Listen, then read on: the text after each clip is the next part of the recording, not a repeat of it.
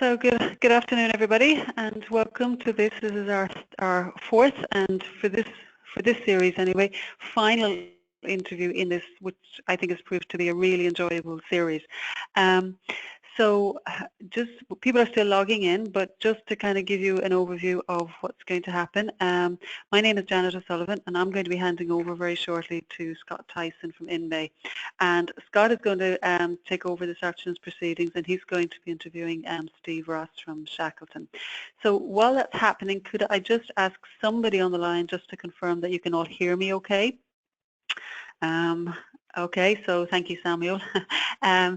So without further ado, I'm going to hand you over now to, before I go any further, just something that's happened with all of the 4 recordings that we've done, or all of the 4 sessions. People have come late with their questions and we've run out of time. So what I would say to you is, if you're on the line, if you have a question, get your questions in early, and we're happy to take questions when they come up. Okay, so without further ado, I'm going to hand you over to Scott Tyson, who's going to kick us off today. So Scott, over to you. I am. Thank you, Janet. I hope you can hear me okay as well. So thanks everyone. Look forward to spending the next 45 minutes to an hour with you all and speaking to our guest today. Our guest is Steve Ross, who is the Managing Director and co-founder of Shackleton Technologies. They're an MSP based up in Dundee in Scotland. Shackleton's a 13-year-old MSP. They're a well-known and trusted MSP up in the Scottish market. They offer the highest levels of customer care in all verticals, and that's delivered by Steve and his very much long-serving and trusted team. So Steve's also the Vice Chair of the UK community for CompTIA as well. So Steve, good afternoon. Hi Scott, how's things? Yeah, very well, thank you. Thank you very much for taking the time out of your busy schedule to speak to us this afternoon. Yeah, no problem. It's good. Looking forward to it. Great stuff. Thank you. So I guess to kick us off, Steve, if you wouldn't mind, could you give us a bit of an overview? I've just given a very high-level overview of Shackleton, but could you give us a bit of an overview of Shackleton, how long you've been going, the size of the company, and all those vital statistics, and obviously your role within the company? Yeah, sure. Yeah, hi everybody. Yeah, we've been going since 2004, so it's obviously nearly 13 years now. We're based up in Dundee in Scotland, northeast of Scotland. Our market is in that area, particularly in the Dundee city area itself. If anybody loves golf out there, we're right in golf territory, right beside St Andrews and Carnoustie, so we're quite high profile on the map. In terms of our client base, we go across all verticals. There's no specific industry or sector we look after. We're across the board for everybody, to be honest with you. We support clients from about 5 users up to about 250 users, and we carry out 250 users. They obviously sometimes have their own internal IT team, and we support that as well. So we've got a good base, a good solid base to work from, and it's about taking it forward and making sure the business kind of grows from there. I've got about, just to add to that, I've got about 13 employees currently. Fantastic, Stephen. And you're saying you've been going now for 13 plus years and that. And I guess the first question from me would be, what made you get into this industry? Was it an industry you've always been involved in since the get-go, or did you move into the MSP journey, if you will, or the IT services industry? And what did the market look like? Why did you decide to get into this market? What did it look like back then? Okay, it's quite an interesting story actually, because I co-founded the business with my friend, and we played football together, and we kind of wanted to do a business together. But his background was in IT. My background is in finance. I'm an accountant, so we kind of put together our our skills, and we thought, okay, there's in the Dundee area at that particular time there wasn't a great market for an IT company supporting other as an outsourced kind of business. So we looked at the market. We put together a business plan. We got funding from the bank, put in our own money, and kind of kicked off from there. And it was quite, in its own little way, it was quite funny, because at that time it was all break fix. 13 years ago, nobody was offering what we called, being an MSP, like a fixed fee for unlimited hours per month. That wasn't happening. But we, from the outset, did that, and I think it was great in terms of speaking to clients, because we're able to say to them, look, we're being proactive with you. We're ensuring that it's in our interest to make sure, that we keep your business ticking over and doing things properly, because you're paying us a fixed fee every month, and if we spend lots and lots of time on it, obviously we're not making as much money. It's going to be unprofitable for us. So we've got to really work hard to make sure that your IT is really ticking over properly. Fantastic. And with that, Steve, was there a predominant issue that your customers had, and why your company grew as it did, and as it has? Was there any major issues that you and your friend, when you started the company, said this is why we should get into this business, or was there any of those challenges that you knew various end users had that you thought we can really do a good job here?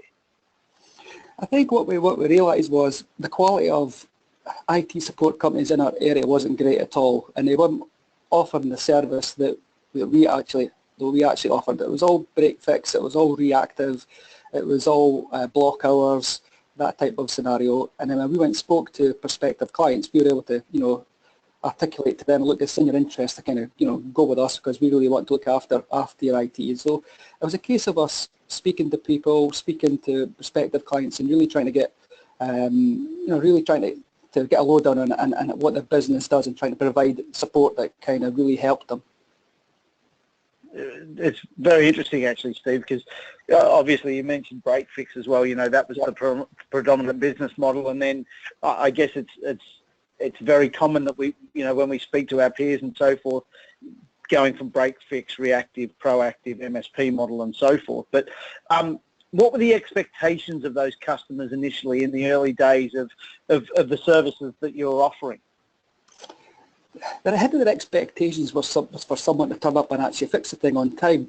It was as simple as that, to kind of do as what you say is, if we're going to be there tomorrow, whatever, or today at 3 o'clock, just turn up. And that's what that's all that they expected in this area. So it wasn't really rocket science for us to go away and offer a service like that. It was a case of, we could really, on top of that, we could really proactively look after your IT infrastructure and really align your kind of business objectives and your IT infrastructure together to make sure that it's not kind of falling apart at the seams. So that was kind of what we did right from the outset. We just spoke to people and just took it from there, and it's kind of worked out pretty well for us.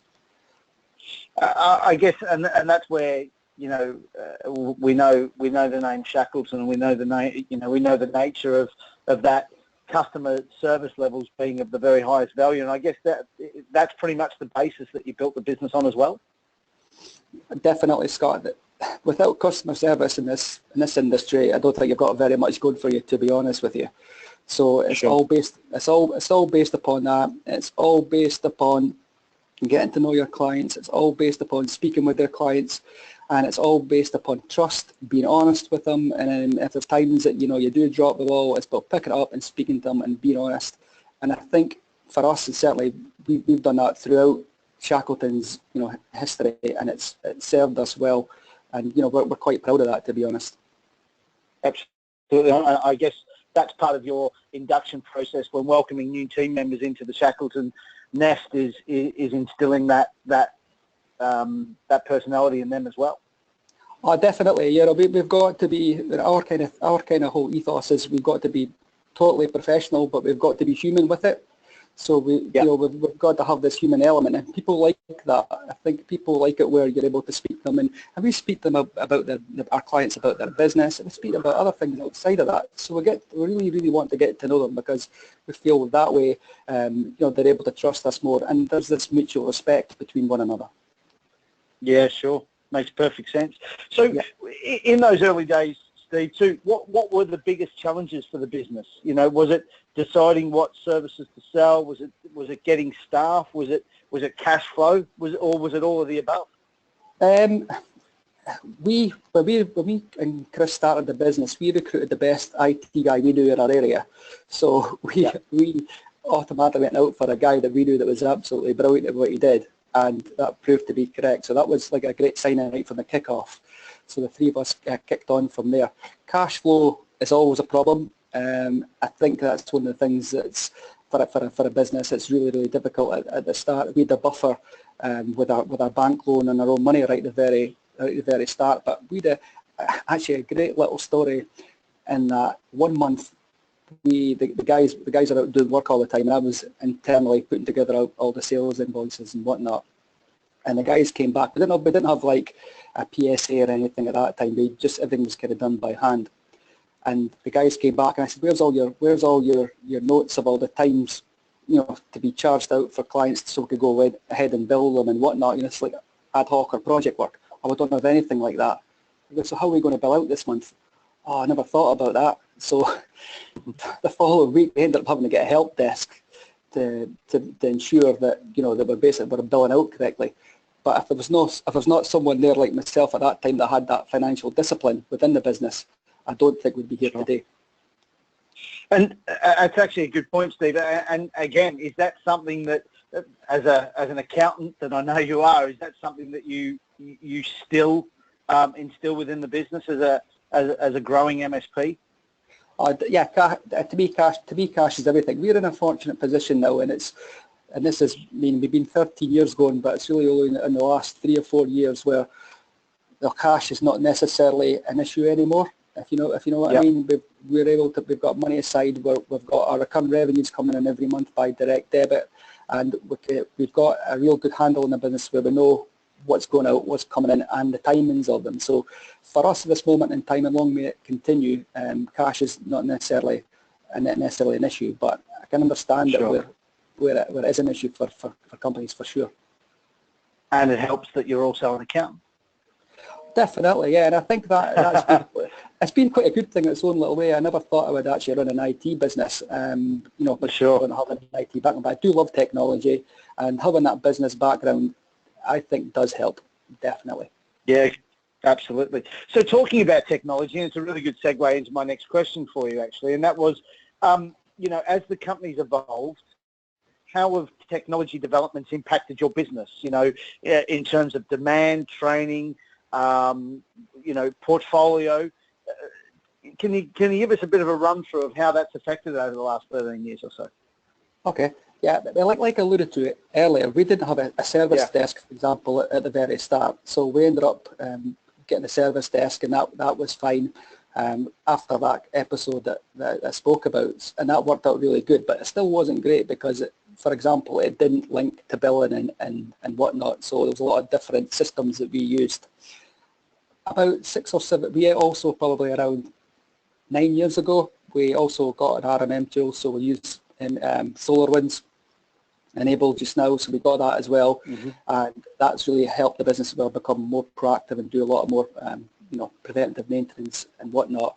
So we had that, and obviously we integrated it with Autotask as well, so we put all those systems together, and that's really helped the business to grow and provide a good foundation for us. So internally, that's been fantastic for us.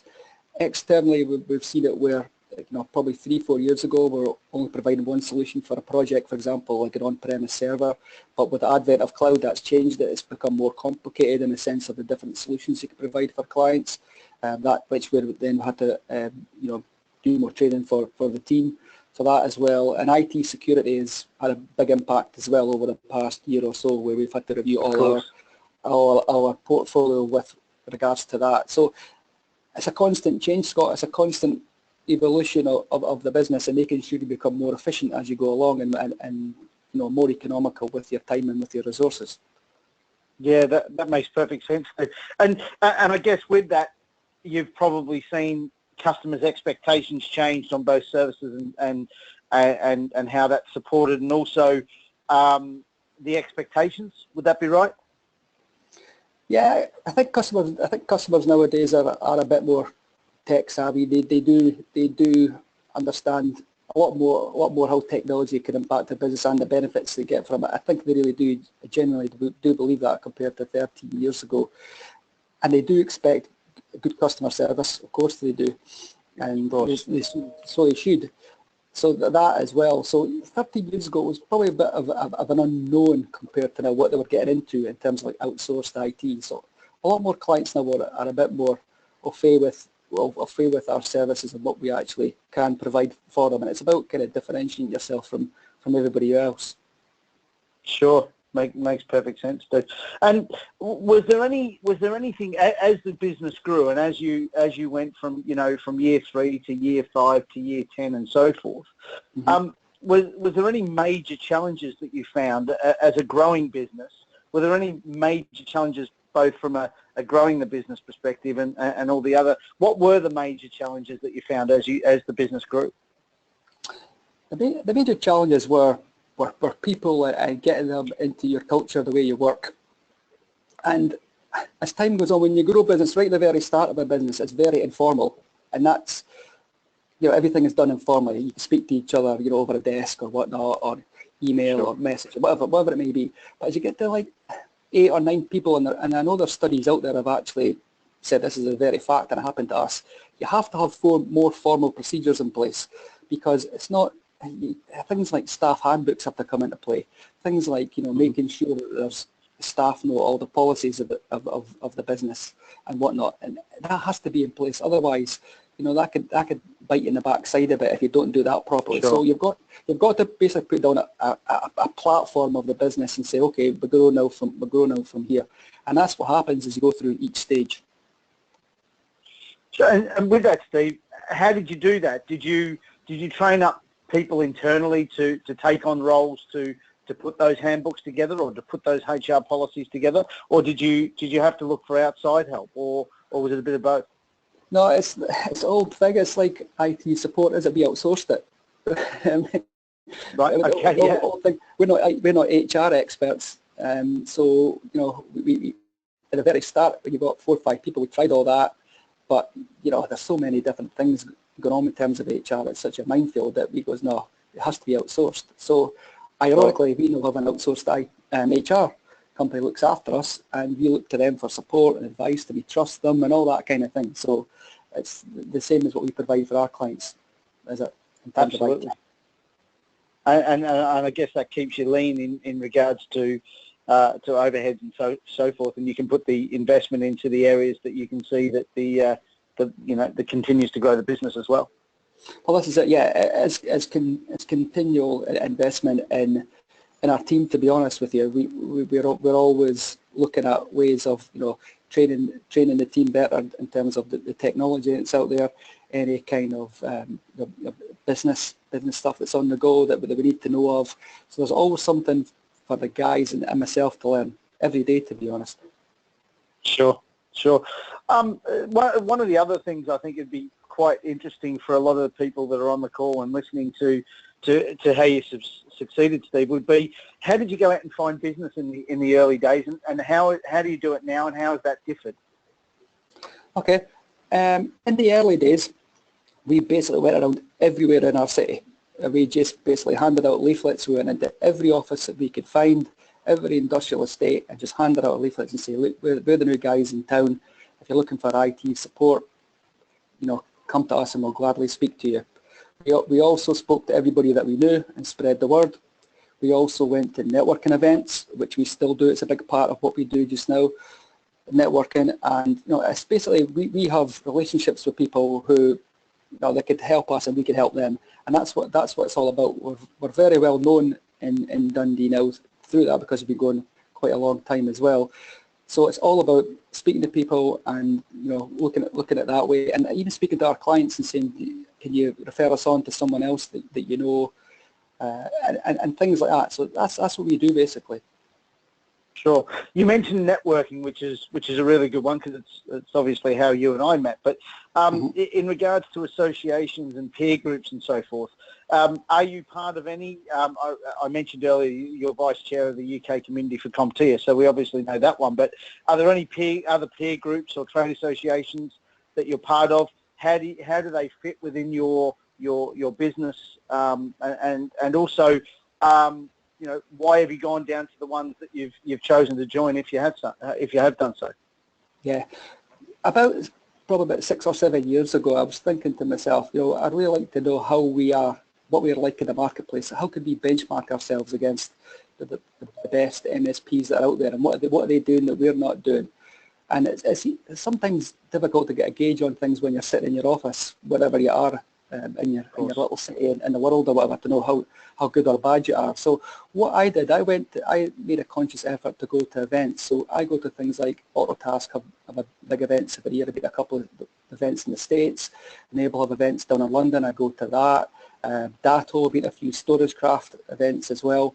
And it's all about, and again, I learn. I go to these events, and I learn something new every time that I go. I network with people now that I know, and I get a feel for what's best practice out there, what people are doing, what we should be thinking about next. And it's really good, and it's been a great benchmarking exercise for us, because I think we were actually better than probably what we thought we were. So a lot of stuff we were doing was like, okay, a lot of people are doing that, so that's great. So, and it was actually an education for myself in terms of I was giving advice out to people as much as I was receiving advice, which was great for me as well, because sometimes you don't actually realise you know what you know. So that's what we do, and that's what we continue to do, and I think that's been really good. CompT has been another great event for us as well, the 3 events they have every year. Yeah, I'd absolutely agree. I'd concur with everything you say there. We, from a vendor's viewpoint, we also attend those events, and like you said, we learn something new every day from not only MSPs but other vendors and so forth. So I absolutely agree. You mentioned, or I mentioned when we introduced you about, you're not vertical specific, and you said earlier that you go after everyone and anyone that wants to use your services. But was there ever a time where you thought, there's a vertical market that we should go after, or I don't want to go after that vertical market because it's not right for us? Has there ever been, or is there a time now where you think, I should concentrate on a certain vertical, and if so, what vertical was that, or why did you choose that vertical? Yeah, we're across the board in terms of we look after lawyers, accountants, architects, public sector, charities, manufacturing companies, engineering, oil and gas.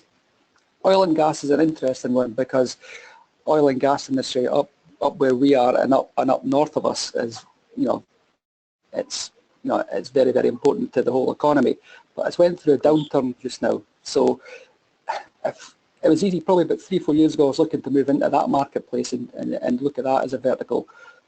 That's had a downturn, and if we went into that, with full guns blazing, that would have been a difficult one. It'd probably be a sore one. So in terms of, like I said, because we're across the board, we're kind of a bit insulated from what's happening in terms of if one sector goes down, there we're not getting pulled down by it.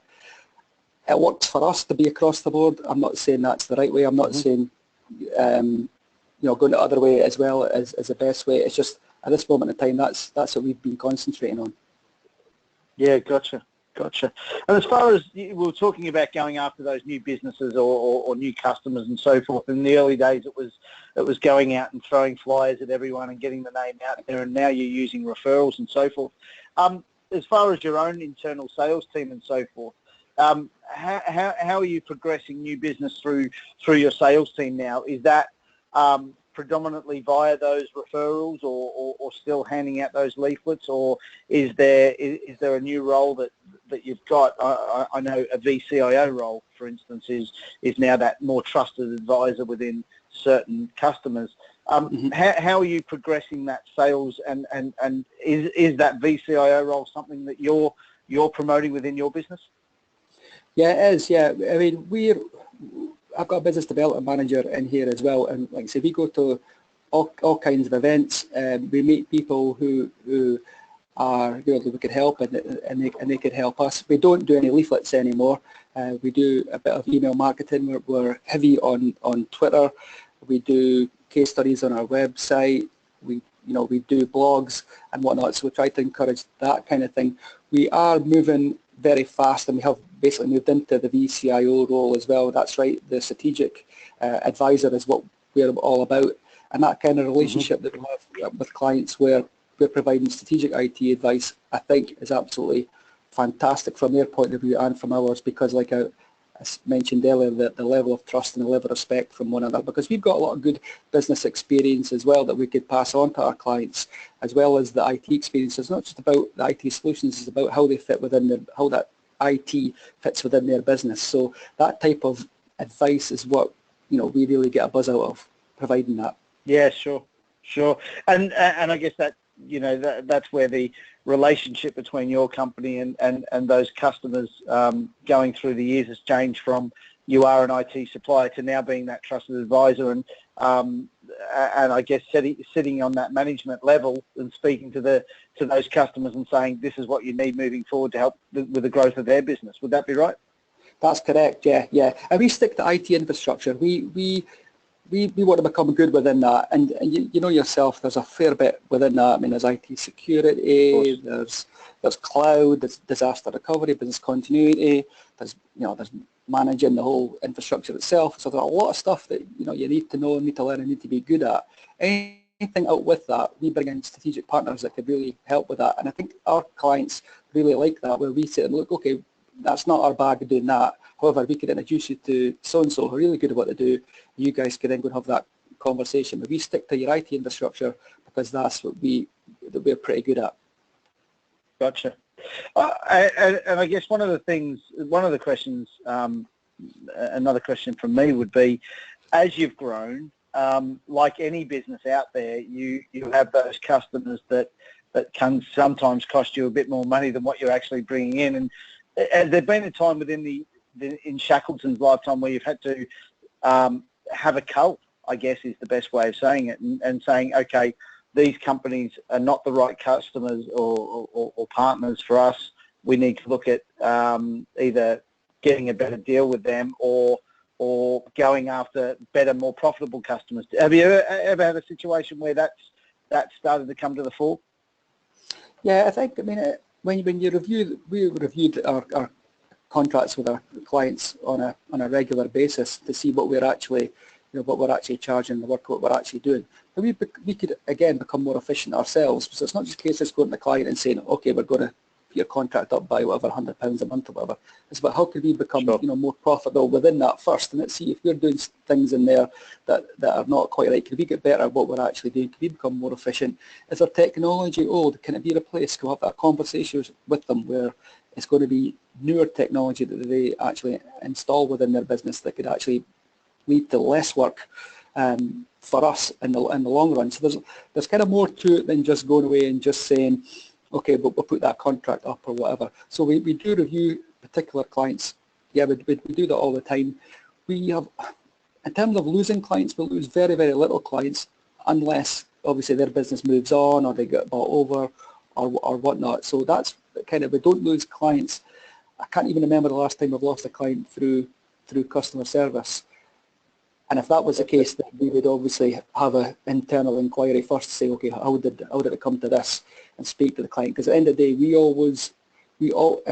when we speak to clients and clients leave us, we always leave on good terms. I'm a great believer in that. It's like leaving a job, isn't it? You want to leave on good terms because you never know when you might need each other again. Absolutely, absolutely right. And in regards to those meetings to discuss the services, either from what they're looking for or from what you're delivering, is it something, you mentioned, they're on 12-month contracts or whatever, but are they monthly meetings? Are they quarterly business review meetings? How, and are they a set agenda that you follow every time? How do you structure those type of review meetings, and how often do you do that? Yeah, it depends on the size of client. If it's a bigger client, it'll be every quarter. If it's less, it's every 6 months, or even for smaller ones, it's once a year. And what we're getting to the stage now, we're trying to make it it's getting that balance between formal and informal, because we do like being informal and having, like I mentioned earlier, the chat with the owner of the business. But we also like to have a formal kind of agenda in terms of, okay, what are they kind of getting the service that they require, and are they using our services, and is it standardised across the board? For example, we've got security standards and products that we actually sell. Do they have that? Do they have disaster recovery, for example, that we like? that kind of thing, and then we go across the board with that, and then we speak to the client about it, and then out of that meeting becomes, every time you go to see a client, there's always a sale out of it. It might be that they need a new server, it might be they need a new solution here, it might be a new disaster recovery solution. There's always something that comes out of it. That's why it's always great to speak to them. Sure. And you know, there's an ever increasing demand for new technology, and as I think you made a really good point earlier, and that was the availability of information regarding new technology now is the most ripe it's ever been in the history. That being the case, do you see more of a demand on your team for new technology or new devices or new systems being asked for on a week-to-week or a day-to-day basis nowadays that you need to try and train up or get, you know, have a bit of an insight into what they do? Yeah, we do. But we need to know, like, for example, clients of ours have their own third-party software, so we need to know a bit about that, but not too much in depth. Through time, will that change where we need to know more in depth about the actual software they use? Possibly, that might be the case. So there's instances like that where we need to know a bit about third-party software, but not the full in and out of it, because they have other suppliers that actually are experts in that area. But at the same time, we have to work hand in hand with that supplier. So there's all these things that our guys have to deal with on a day-to-day basis. Absolutely. And on a day-to-day basis for MSPs in general, from your experience, I know you speak to a lot of MSPs out there in the marketplace in your day job as MD of Shackleton, but also in your other role as Vice Chair of CompTIA. What do you think the main challenges are for MSPs today? I think for anybody, it's a bit, I think it's growing, isn't it? That's the thing, isn't it? It's growing, it's getting sure. New clients. It's, you know, business owners are never satisfied, are they, with what they have? It's a bit like, okay, how can we grow this? Can we double the size of the business? Can we grow it far more than what we have? So it's about, for us, it's about, you know, getting new clients is always a challenge. Of course it is when you live in a city that's not huge like ours. That's quite difficult. But also making sure your own clients are protected, they're happy, and, you know, doing more for them as well. So it's striking that balance between retaining your clients, keeping them happy, and then getting the growth the other way. So it's a continuous challenge. That's what I see as the thing for most MSPs is you know, getting that balance right. Sure. What about opportunities? What do you see the big opportunities coming through the pipe? That's quite a difficult one. I mean, I would have said a couple of years or so ago, I would have possibly said cloud. But it's here, it's arrived, and, you know, we're dealing with it. I'm sure everybody else is dealing with that as well. IT security is a massive thing, and we're, like I said earlier, we continuously reviewing the products and solutions that we sell for that, and obviously getting ourselves more educated in that regard with regards to IT security. Can we go up the ladder on that? Can we do more on that side of things? We're looking at that as well. That's a huge area, and it's all about protecting the client, but also protecting ourselves as well. I'm a great believer in that, because we have to ensure that our client's data is, you know, it's secure, but also at the same time, you've got to make sure that, you know, that we, as a business, we're not going to fall foul of any client saying to us, "Oh, you guys never did a good job on that regard," you know, in terms of IT security. Sure. One of the main elements I hear from, you know, when you're speaking to MSPs out there in the marketplace and all that is, you know, margin protection and protecting their margins and all the services they offer, but making sure they offer that absolute value in the services they provide. So how do you as a business owner, and how does Shackleton deliver on both of those elements, do you think? In terms of providing value to the client? Value to the client, but also protecting that margin that you need to help grow your business, of course. I think it's, in terms of value to the client, we've got to, again, it's about speaking to them, and it's about, you know, we've got to obviously make sure when we're charging our monthly fee, for example, that there's a bit in there for the strategic advice that we give. So there's a bit of value in there for that. Because at the end of the day, if we protect our client and we give them that advice, you get it back the other way as well through new business from them. And if you're their trusted IT partner, you get sales the opposite way through. They just go through you for 100%. Anytime they want to buy new kit, any time they need advice or whatever, they'll go through you for everything. So you have that, Sure. that kind of relationship with them. You get value through the relationship, and you get value through the sales cycle as well. Sure. Yeah, absolutely. Completely agree with you. And if I guess we're, to a certain extent, if we had, hindsight's a lovely thing, and if we go back to the 20-year-old Steve 13 years ago, and we look back, and if there's anything you could do differently, or are there any, well, I think that's the first question. Is there anything you do differently in building the business? Yeah, of course. Yeah, there's always some, and I think maybe, like I say, we're nearly 13 years old now in terms of a business, but I'm pretty sure we could have got where we are now quicker, far quicker than what we actually got to. So I'm pretty sure now, with the benefit of hindsight, experience and knowledge, that we possibly could have got here in about maybe 8-9 years. So possibly that would have been fine. But sometimes you go through all these these trials and tribulations and experiences to to make you better, don't you, as a person, as a business man as well. So that's what happens. So our story is what it is. We've got a good business here, a really good client base. Our clients are happy, the guys are happy. We're happy what we're doing. So I wouldn't change anything, Scott, for the world. I probably could have got where I've gotten just now, probably quicker. Absolutely. And what about the next 3 to 5 years, Steve? Obviously, we've spoken about how you see the business and so forth. Are there any aspirations, any goals that you'd share with what you're trying to do over the next few years? Yeah, it's quite funny. Sometimes the stars all line up and whatnot, and it's you get to a certain stage where you've got different things happening in the business, and they all kind of come together. So I'm confident at this stage. We've got a really good base to go from now. Like you said, it's taken us a while to get where we are now.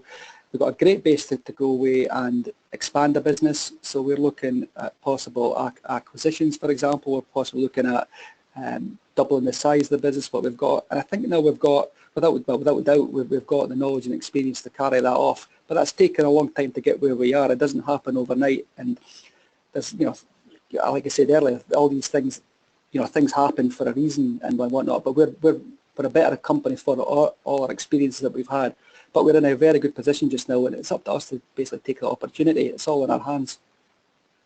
Absolutely, absolutely, Steve. I think it's a wonderful story. I think having known the company for a couple of years now, and obviously seeing the growth that you guys have had, I think it's a wonderful story and one that you should be very proud of, and I know you are with the team and so forth. I'm going to put a shout out to everyone now. If there's any questions that anyone has for Steve or myself or whatever, feel free to put them in the box there.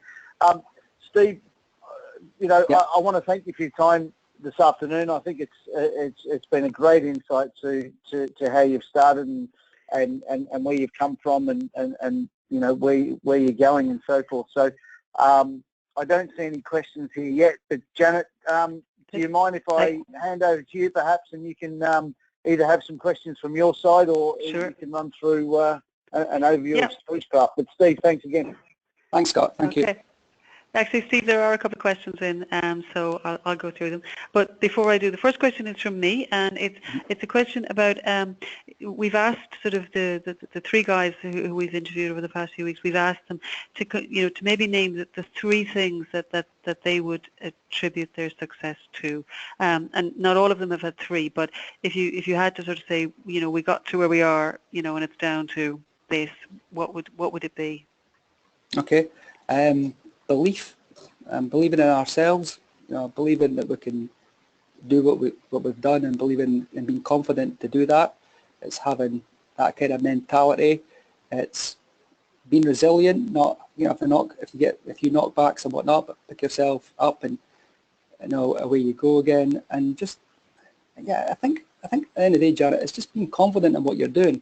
And as soon as you start losing that confidence or your love for the business, then you've got to question whether it's the right business for you.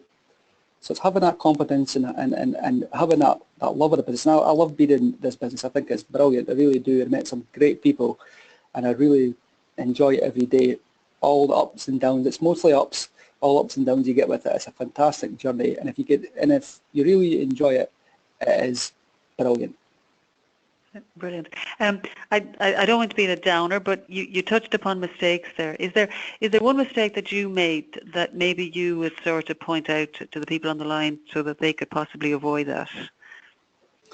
Yeah, it was quite a big one actually.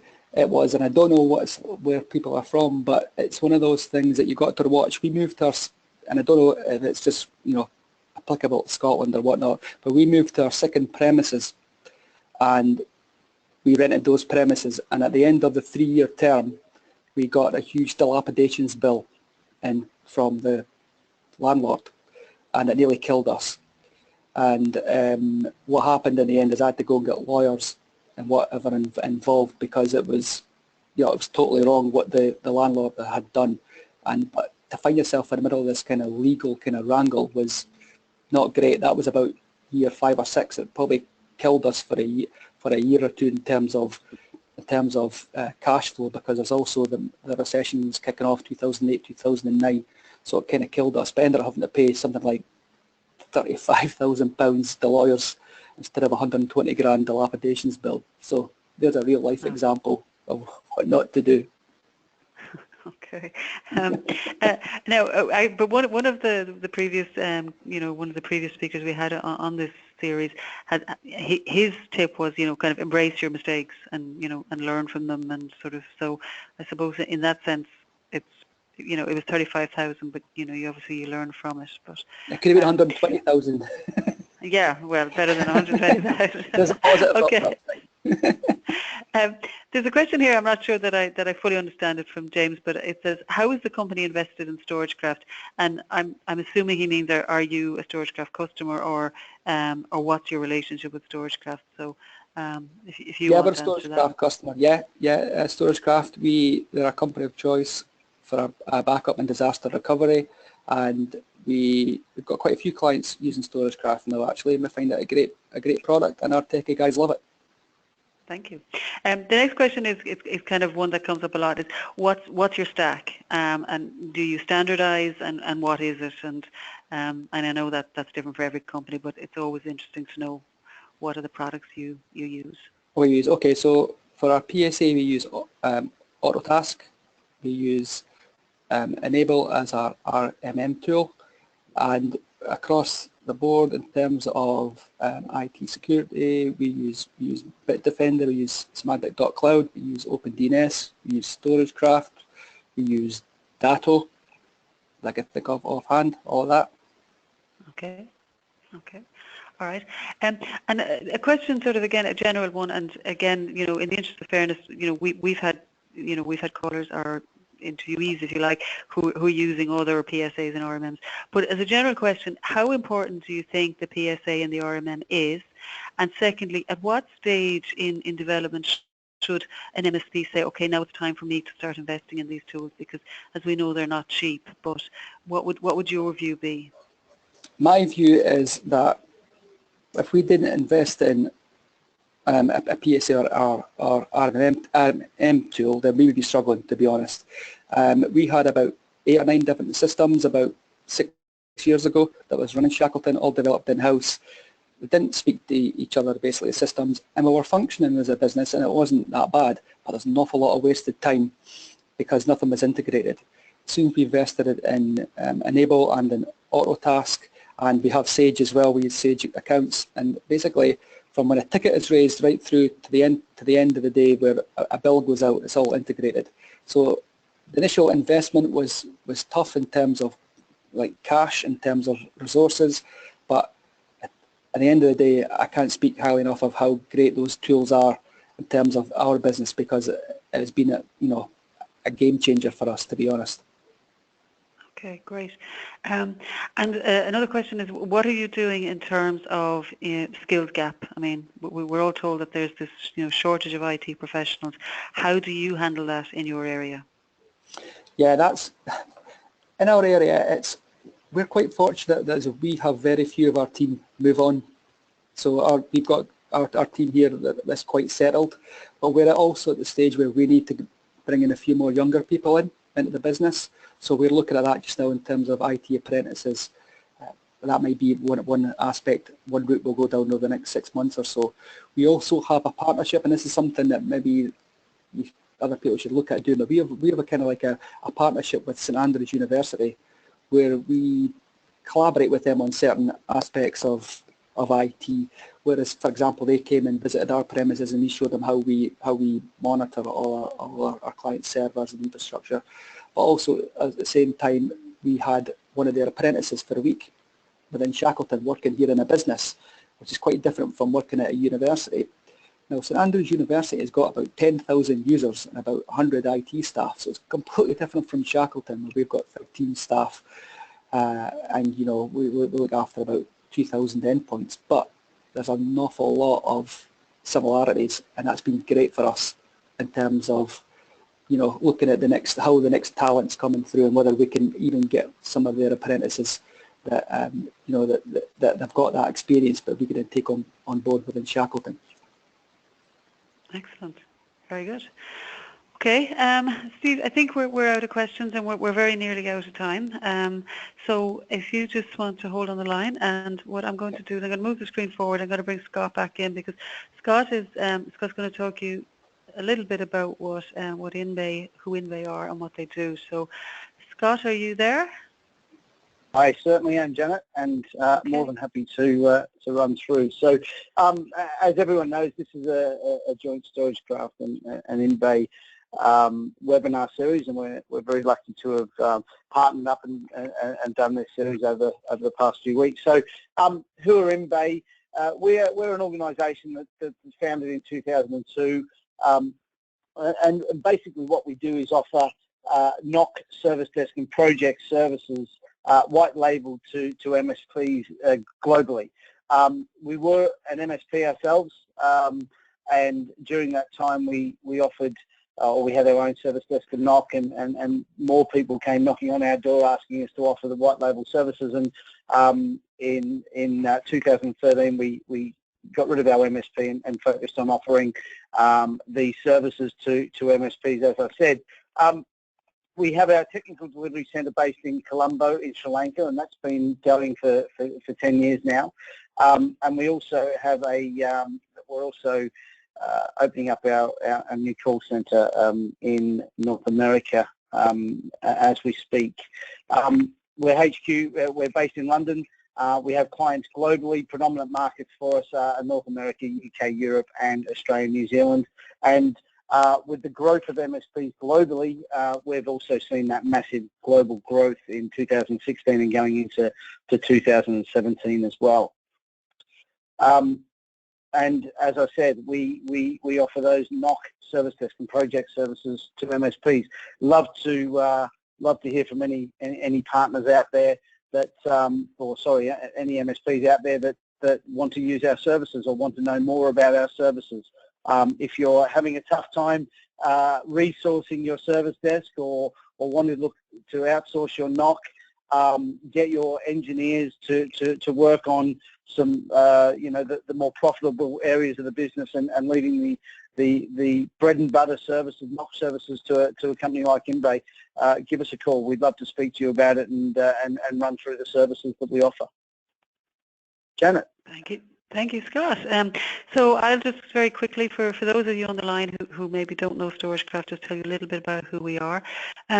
We're a disaster recovery software company founded in Utah back in 2003, and the company has grown significantly. We now have over 11,000 channel partners worldwide. We reckon conservatively we've got over 1,000 devices backed up with Storagecraft. On the screen you see some of our vital stats. And I suppose the most recent news for us is that we had a substantial investment back in January 2016, and that's led to some great new products and new developments in the company. But this is what you're looking at there on screen. This is a snapshot of what it is we do, and we boast that we offer the most comprehensive and reliable backup and disaster recovery solution available, and that's what we do, and that's what our 11,000 partners would do. We developed this software, but obviously it's designed with you, the MSP, in mind, and the idea being that you can take this and you can wrap your service around it, and you can offer disaster recovery as a service, and hopefully make a very nice margin and a very nice income for yourself. That's what we do, and that's sort of the commercial break part of it. I guess it just remains for us to say is to thank you all for attending over these past four interviews. I know I personally have found them hugely enjoyable, and I'm saying that Scott probably does too. I know that Absolutely. from comments we've got in from people are starting saying we'd love to hear more of these. So I think myself and Scott will probably have a conversation, maybe plan for a couple of more of these, because we certainly enjoy them. So so today for me, I just thank you, and thank you, Steve, for coming on. It's been hugely enjoyable. Okay, and just, yes, we are recording this, and yes, the recordings of these and the 3 previous sessions will be available. So goodbye from me, and goodbye from me, I guess.